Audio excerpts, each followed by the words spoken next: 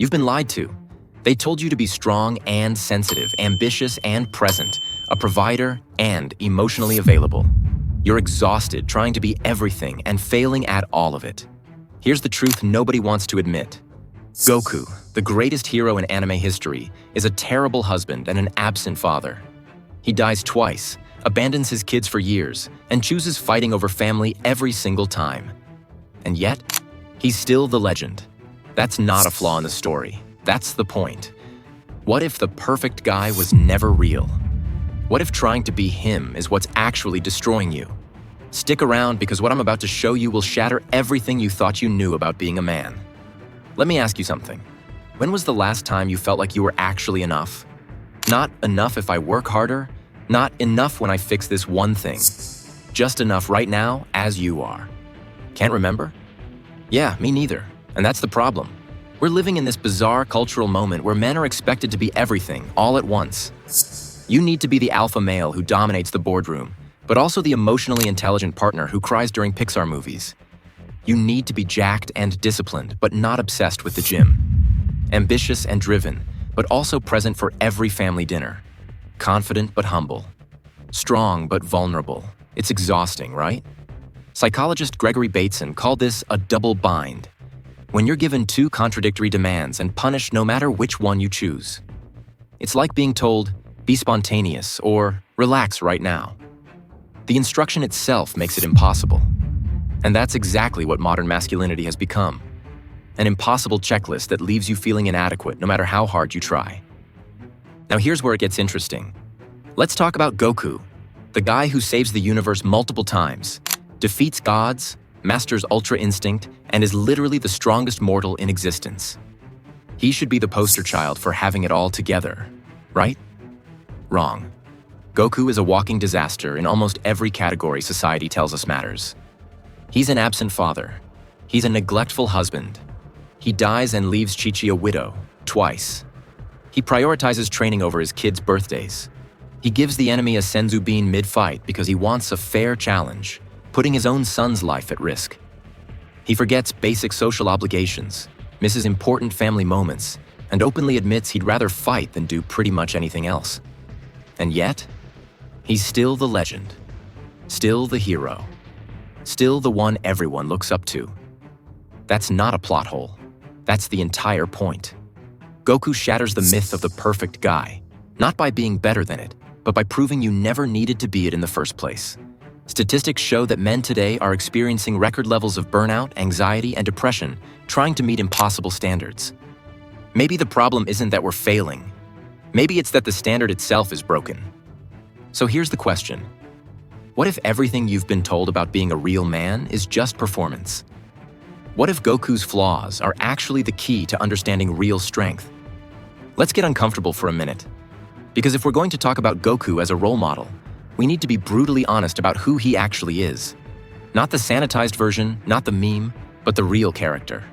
And the truth is, by almost every conventional measure of being a good man, Goku fails. Hard. Let's start with the big one. He's an absent father. And I don't mean works late sometimes, absent.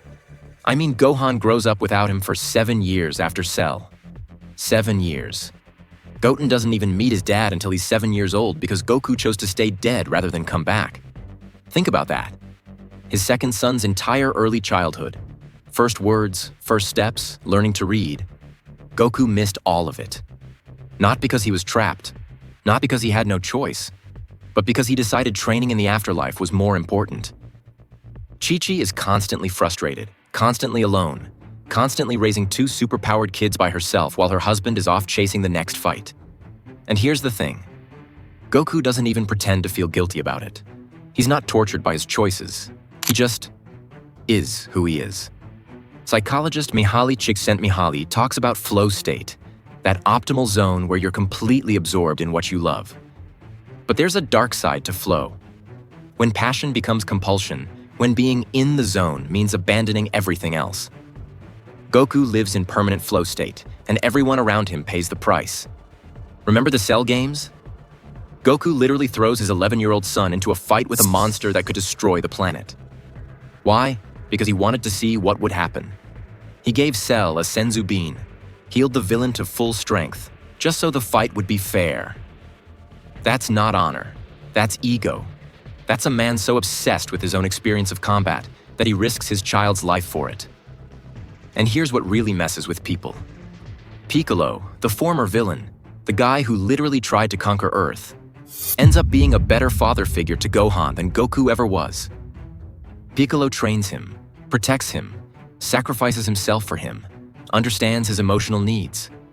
The bad guy shows more paternal instinct than the hero. What does that tell you?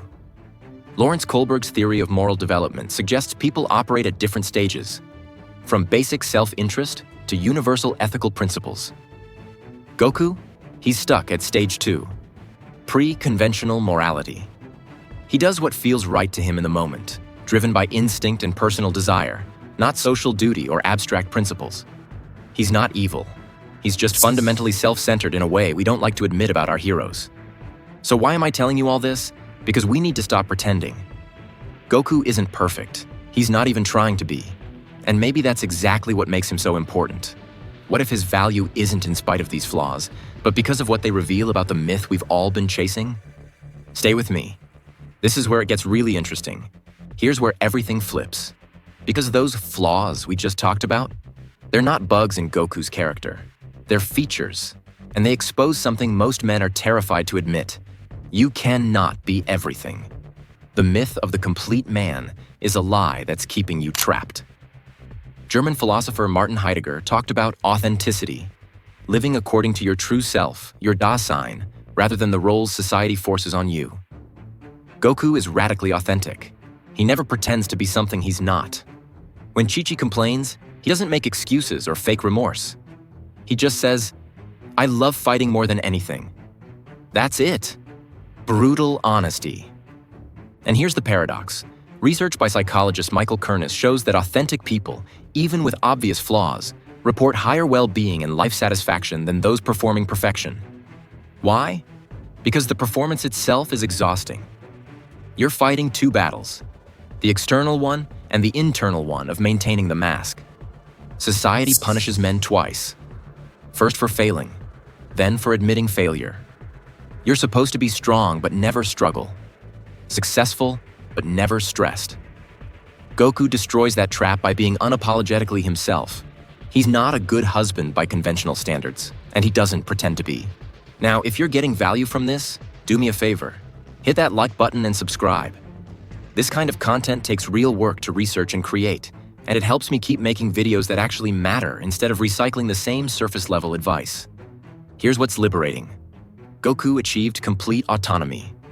Self-determination theory by psychologists. Daisy and Ryan identifies autonomy as one of 3 core human needs. Goku has it fully. He does exactly what he loves. Consequences be damned. Most men sacrifice their authentic desires for approval and end up miserable and imperfect anyway. The question isn't, should I be like Goku? It's, what am I pretending to be that's killing me inside?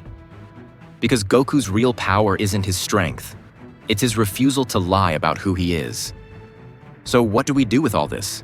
Because I'm not telling you to abandon your family and chase your obsessions. That's not the point. The point is this. You need to stop performing and start choosing. The Japanese concept of ikigai means your reason for being, the intersection of what you love, what you're good at, what the world needs, and what you can be paid for. Beautiful idea, right? But here's what nobody tells you. Even with ikigai, something always gets less attention. Goku found his fighting, pushing limits, protecting through strength. But that meant family got second place, and he owned it. Psychoanalyst Donald Winnicott introduced the idea of the good enough parent. Not perfect, just good enough. That concept applies to everything. Good enough partner, good enough professional, good enough friend. The pursuit of perfection in all areas simultaneously is what's destroying you, not the imperfection itself. Here's your exercise. Complete this sentence honestly. I am like Goku because I prioritize Gyaka over asas, and that's okay. Maybe it's career over social life. Maybe it's creative work over networking.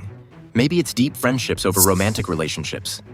Author David Epstein's research shows that specialists who go deep in one area accept weaknesses in others. and they're often more successful than generalists trying to be decent at everything. The difference between Goku and a deadbeat? Goku doesn't abandon his family out of malice or cowardice. He loves them. He protects them when it matters. But he loves fighting more, and he's honest about it. That honesty allows everyone to operate in reality instead of resentment.